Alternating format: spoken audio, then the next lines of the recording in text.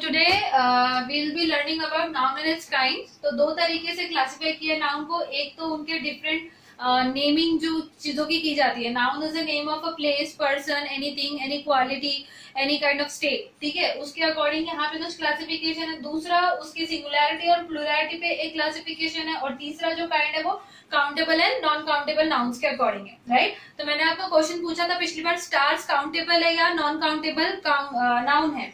तो स्टार्स जो है बेसिकली काउंटेबल नाउन है. अब आप बोलोगे स्टार्स तो हम गिन नहीं सकते, but stars can be counted. Like we know that in our galaxy there are few millions of stars. Right, तो एक फिक्स्ड काउंट, एक फिक्स नंबर दिया हुआ है. तो स्टार्स का 1 2 3 4 नंबर्स में काउंट कर पा रहे हो. तो इवन दो बहुत सारे हैं बट दोज आर काउंटेबल. आप स्टार्स को अनकाउंटेबल या नॉन काउंटेबल नाउन में काउंट नहीं करोगे. प्रॉपर नाउन क्या होता है? अब प्रॉपर नाउन किसी चीज का या जगह का नाम. राइट, जैसे मैंने बोला कि चलो टेबल तो कॉमन नाउन हो गया. प्रॉपरली जैसे हमने बोला Delhi, Delhi is the name of a city. Right, हमने बोला Rohan, Rohan is the name of a person. हमने बोला Chandrapur, Chandrapur is the name of a city, है ना. रिवर गंगा, गंगा कहा तो ये क्या है? एक प्रॉपर नाउन है, किसी एक पर्टिकुलर सिटी का, पर्सन का या चीज का या जगह का नाम है.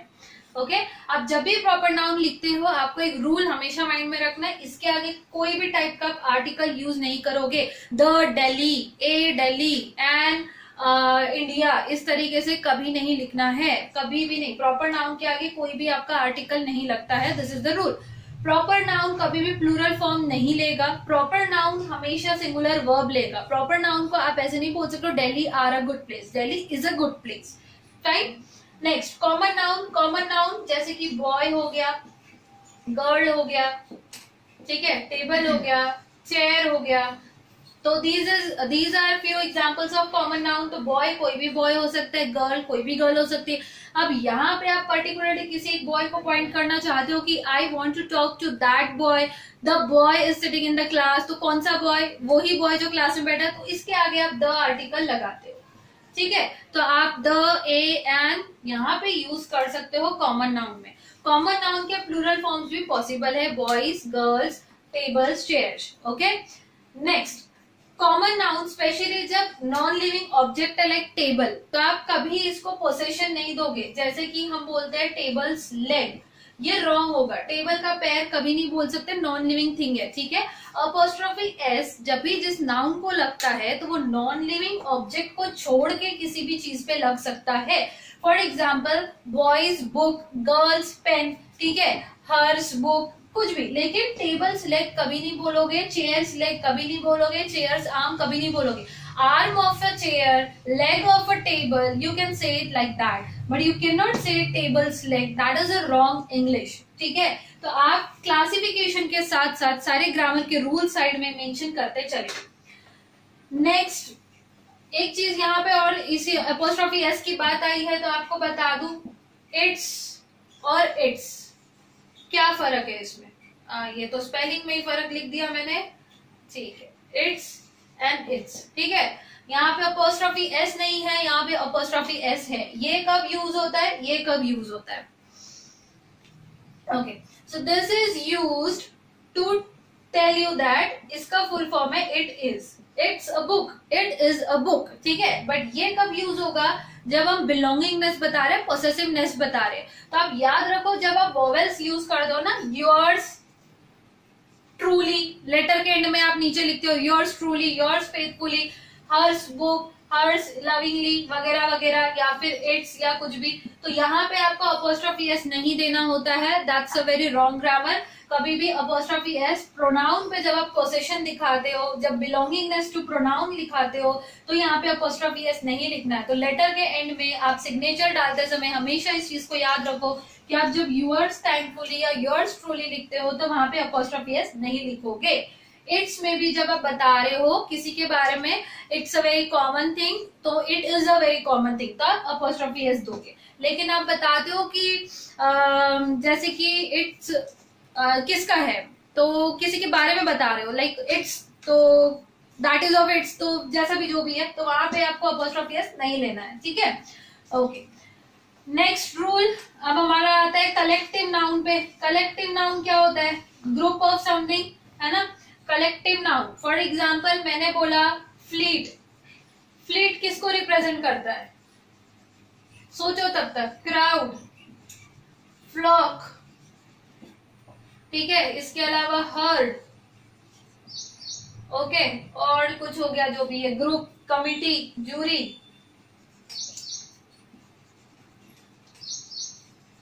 कलेक्टिव नाउन, तो फ्लीट स्टैंड्स फॉर, फ्लीट किसका होता है? बहुत सारी जो शिप होती है, नेवी वाली शिप, SHIP शिप, ठीक है, शिप का जब ग्रुप होता है तो हम बोलते हैं fleet of ship.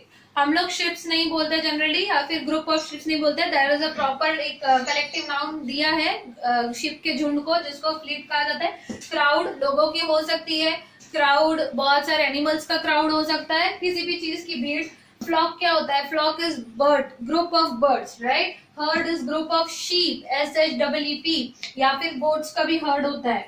Group normal, committee भी आपको पता है, ठीक है। तो कलेक्टिव नाउन कब यूज होता है? जब हम बहुत सारे ग्रुप को एक कॉमन वर्ड से रिप्रेजेंट करने की कोशिश करते हैं, तो बहुत बड़े ग्रुप का एक कॉमन नाम रखते हैं, तो उसको हम बोलते हैं कलेक्टिव नाउन, क्लियर। अब कलेक्टिव नाउन में जनरली आप प्लूरल फॉर्म्स बहुत बार यूज नहीं करते हो। आपको याद रखना है कि कुछ एनिमल्स है, लाइक मैंने बोला डियर, ठीक है, deer, is it visible here? या, सो डियर हो गया, शीप हो गया, फ्रूट, हेयर, फिश, ये सारे वर्ड्स के प्लूरल नहीं होते हैं। Do not ever say ships, there are many ships, ships are economical, no, sheep is economical, या फिर हम बोलेंगे herd of sheep is economical. आप हमेशा इसको सिंगुलर प्लूरल जो भी है इज आर करना चाहते हो, एस नहीं लगाओगे, शीप्स नहीं बोलोगे, रॉन्ग इंग्लिश है। Sheep is an economical animal, sheep are grazing in the field, ठीक है। तो शीप्स नहीं बोलना है, sheep are grazing, sheep are grazing is very correct. Sheeps नहीं बोल सकते हो, शीप आर ग्रेजिंग, आर से हम समझ जाएंगे कि बहुत सारे शीप है, शीप को शीप्स बोलने की जरूरत नहीं है। वैसे ही अगर किसी पॉन्ड में बहुत सारी फिश है, एक ही टाइप की सारी फिश है, एक ही कोई एक कैटेगरी है, सपोज सारी सारी कैट फिश है, तो आप नहीं बोलोगे देयर आर मेनी फिशेस, आप बोलोगे there is a school of fish, मतलब बहुत सारी कैट फिश है, there is a school of cat fish. Basically fishes कब यूज होता है? जब अलग अलग वेराइटीज की फिशेस होती है। फॉर एग्जाम्पल अगर आपकी कैट फिश है वहां पे, फिर आपका कुछ और है, रोहू फिश है, या फिर कोई और पॉम्फ्रेट फिश है, तो आप बोल सकते हो कि there are different varieties of fishes, ठीक है। तो वेराइटीज को रिप्रेजेंट करने के लिए फिशेस, बट सेम वेराइटी की बहुत सारे फिशेस है, तो you use the word school, clear. वैसे ही फ्रूट्स का प्लूरल नहीं, फ्रूट का प्लूरल फ्रूट्स नहीं होता है। जब आप सिर्फ बोल रहे हो कि मैंने बहुत सारे एप्पल्स लाए, तो मैंने बहुत सारे फ्रूट्स लाए नहीं बोलोगे, आपने तो एक ही फ्रूट लाया ना जो एप्पल है, एप्पल के बहुत सारे नंबर्स लाए हैं, एप्पल बहुत सारे लाए हैं, बट फ्रूट कौन सा है? सिंगल फ्रूट है एप्पल, तो I have brought a fruit, ठीक है। आई हैव ब्रॉट फ्रूट्स अगर ऐसा बोला तो क्या समझा जाएगा कि आपने एप्पल, बनाना, मैंगो, ऑरेंज, बहुत सारे अलग अलग टाइप के कुछ नंबर ऑफ फ्रूट लाए हैं। तो 10 एप्पल हो गए, 20 ऑरेंज होंगे, कुछ बनाना, कुछ ये वो, ठीक है। तो फ्रूट्स जब बोला है तो वैरायटी ऑफ डिफरेंट फ्रूट्स है, लेकिन एक ही वैरायटी का है, तो हम एप्पल है तो फ्रूट बोलेंगे। वैसे hair, hair singular, plural hair ही होता है, we never say hairs, hairs is a very wrong English जो हम यूज करते हैं। सो हेयर का प्लूरल हेयर ही होता है।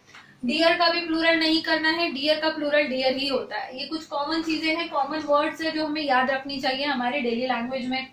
अब एब्स्ट्रैक्ट नाउन क्या होता है? एब्स्ट्रैक्ट नाउन वो नाउन होता है जो किसी क्वालिटी को बता रहा है या किसी स्टेट ऑफ बीइंग को बता रहा है।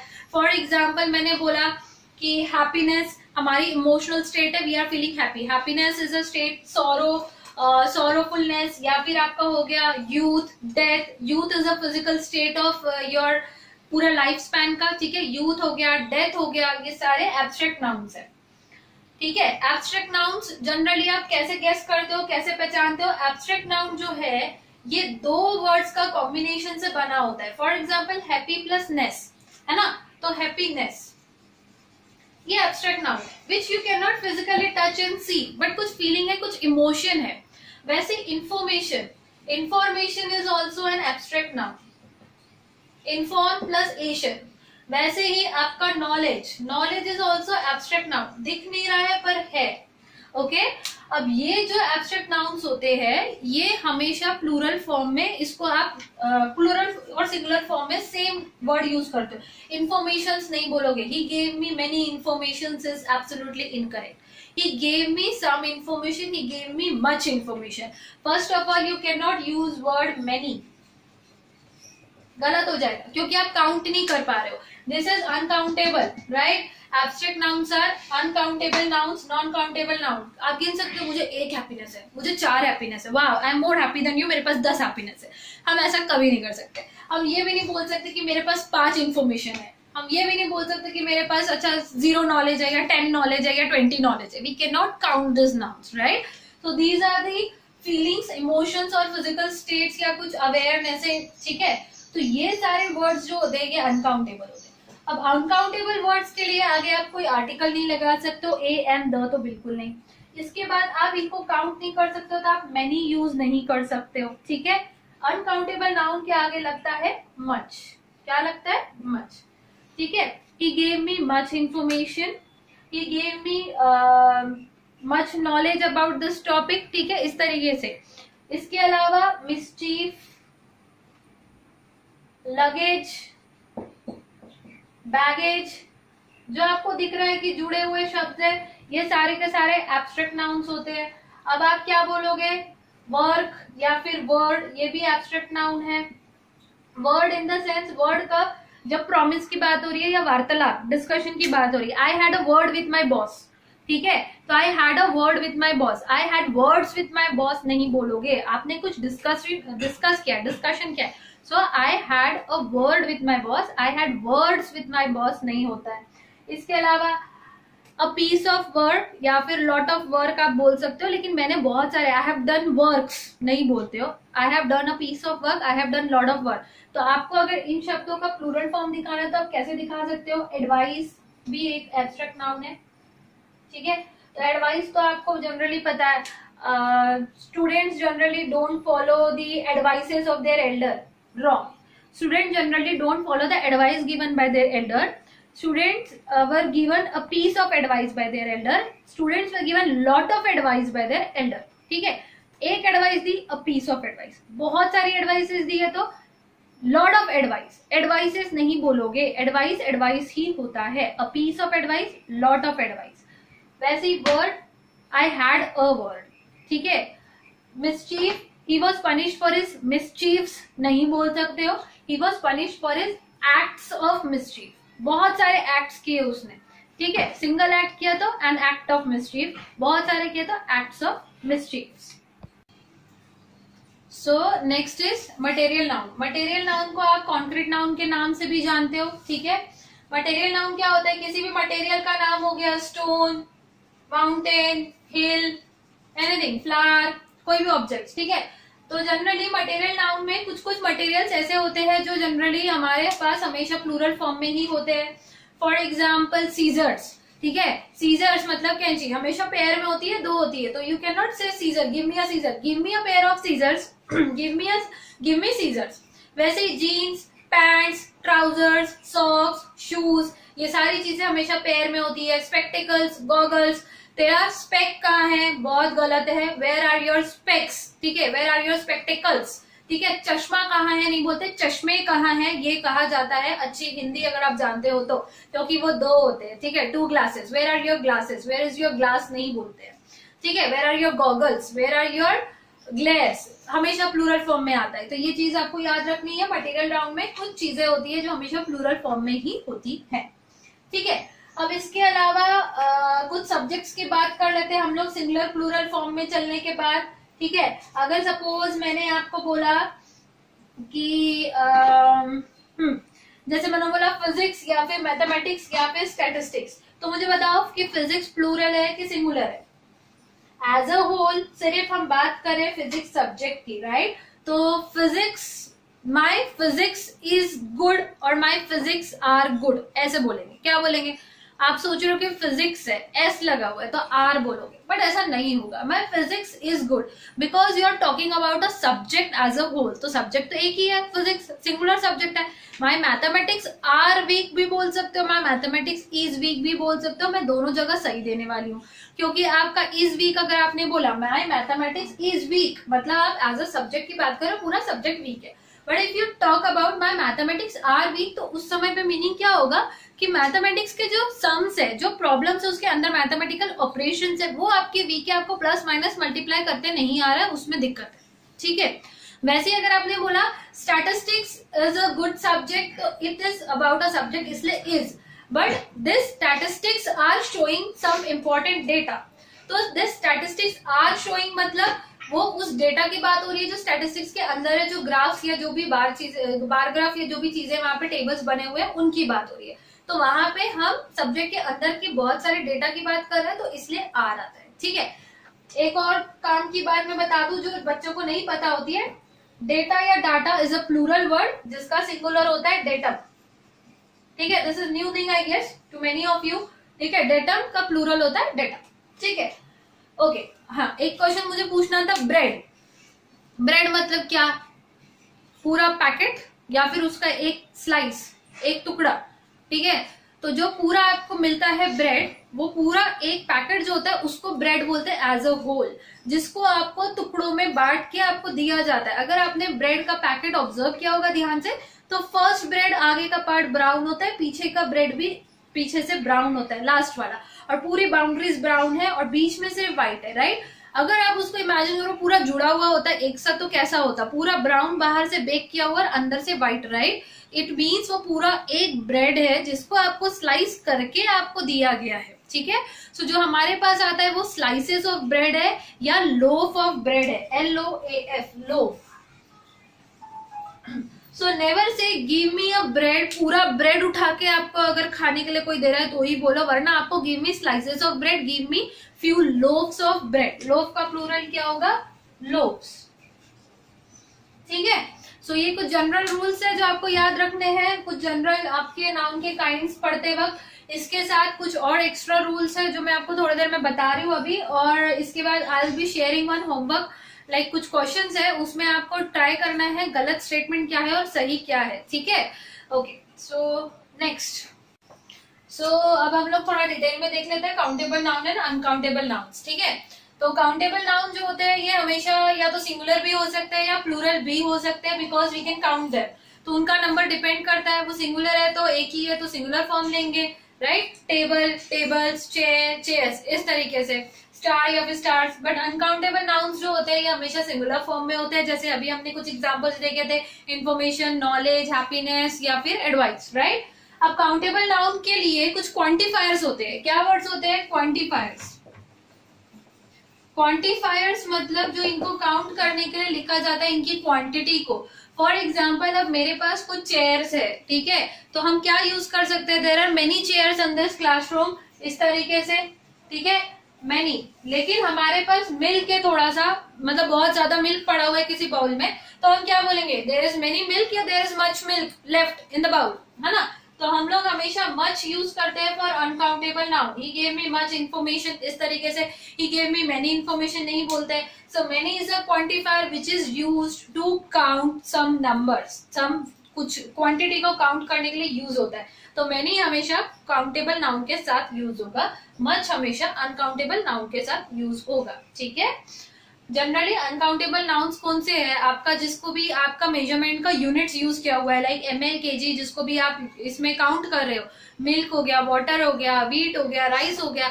एक्चुअली व्हीट, राइस के ग्रेन्स इतने सारे होते हैं कि आप उसको कभी एक एक दाना नहीं गिनते बैठोगे, ठीक है। तो जनरली इसको हम अनकाउंटेबल में ही कंसिडर करते हैं राइस और व्हीट को, क्योंकि हम इनकी क्वांटिटी केजी में बताते हैं। We measure the quantity and here we count the quantity in numbers. Here we measure the quantity in certain unit. Fine. Next, अगर मैंने बोला कि आपको unknown number है कुछ, तो बहुत कम कुछ बचा हुआ है, फाइन, तो आप यूज करोगे few, और अनकाउंटेबल के लिए आप यूज करोगे little, ठीक है। कुछ टुकड़े बचे हैं, there are few pieces left, ठीक है, there is little rice left in the bowl, ठीक है, ये फर्क है। अ फ्यू मतलब बहुत ही कम, बहुत ही थोड़ा सा, ठीक है। तो वैसे यहाँ पे होता है वेरी लिटिल। अननोन क्वांटिटी जब है कहीं, सम बेसिकली आपका सम जो है दोनों साइड रीयूज हो जाता है सम ऑफ द टाइम्स, लेकिन सम ज्यादा सही जो है आपका अनकाउंटेबल नाउन में होता है। Would you like to have some coffee, would you like to have some tea, so tea is uncountable, you can not count कि उसमें कितने टी के ड्रॉप्स है कप ऑफ टी में, या कितनी कॉफी के ड्रॉप्स है, या कितनी क्या है, ठीक है।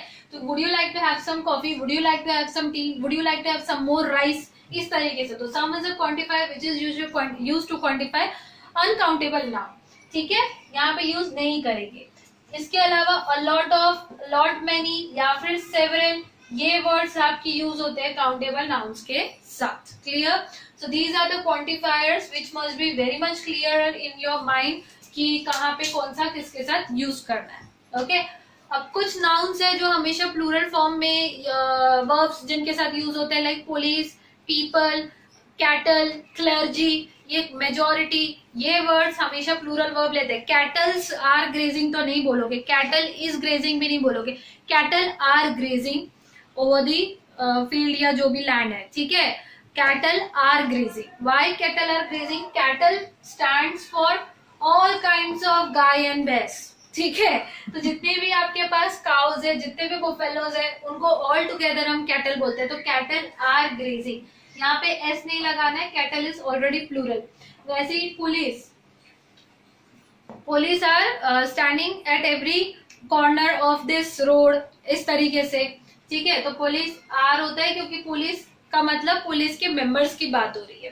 वैसे ही फैमिली, ये सिंगुलर वर्ड है क्योंकि आप एक फैमिली की बात कर रहे हो। My family is, family are नहीं बोलना है।